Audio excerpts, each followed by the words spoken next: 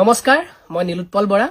আজি মই ফেসবুকত say no two war বুলি এটা পোষ্ট লিখিছিলো আৰু তাৰ পিছতে সকলোৱে মোক কমেন্টত গালি পাইবলৈ আৰম্ভ কৰিলে আৰু সকলোৰে মনোকষ্ট দেখি মোৰ খুব বেয়া লাগিছে আৰু গতিকে হে মই ভাবিলো মই কি ভাবি পোষ্টটো লিখিছিলো মোৰ মনৰ ভাবখিনি আপোনালোকৰ আগত এবাৰ প্ৰকাশ কৰো আৰু মই যদি ভুল মোৰ যদি চিন্তাখিনি ভুল আপোনালোকে যেন মোক আঙুলিয়াই দিয়ে আজি কেইদিনমান আগত কাশ্মীৰৰ পেহেলগামত যি ঘৃণনীয় ঘটনা হল তাৰ প্ৰত্যুত্তৰ আমি দিবই লাগিব আৰু তাৰ প্ৰত্যুত্তৰ হিচাপে ভাৰতীয় সেনাবাহিনী আৰু ভাৰত চৰকাৰে যি পদক্ষেপ গ্ৰহণ কৰিছে যি মিছন হাতত লৈছে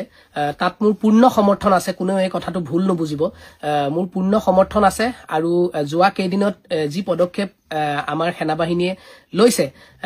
তাক লৈ খুবেই সুখী আৰু মই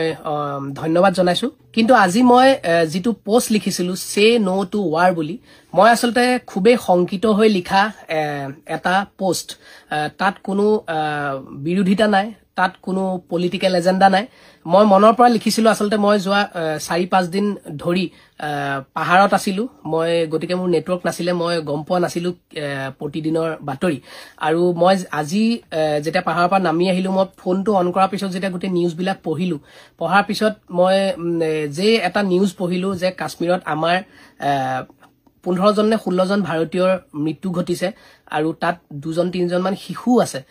খুব বেছি বেয়া লাগিল আৰু আমাৰ নিৰি জনতা মৃত্যু হোৱাটো কেতিয়াও নিবিচাৰো আৰু এয়া যদি আৰম্ভণি তাৰ পিছত দেখিলো যে 4-5 খন সিটি নৰ্থ ইষ্টৰ হৈতে যে হাই এলাৰ্ট দিয়া আছে আজি মুম্বাই এয়াৰপৰ্টতো দেখিছো হাই এলাৰ্ট দি থৈছে বোমা আছে বুলি তাত কিবা এটা খবৰ পাইছে গতিকে এই বাতৰিবোৰে আসলতে মোক ইমান শংকিত কৰি তুলিলে যে মই ইমিডিয়েটলি ফোনটো উলিয়াই সে নো টু ওয়াৰ বুলি মই লিখি দিলো আৰু তাৰ মানে এটো নাছিল যে মই ভাৰতক যুদ্ধ কৰিবলৈ মানা কৰিছো বা মই যুদ্ধখনৰ এগেইনষ্ট তেনেকুৱা নহয় কথাটো যে মই ওভাৰঅল এটা শান্তি বিচাৰি কৰবাত শান্তি লাগে নিচিনা অনুভৱ হল সেইবাবে মই লিখিলো আৰু যদি যুদ্ধখন বহুত ডাঙৰ হৈ যায় আগন্তুক 10-15 দিনত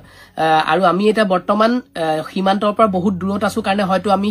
হিমান বেছি অনুভৱ কৰিব পৰা নাই যিমান সীমান্তৰ আখেপাখে থকা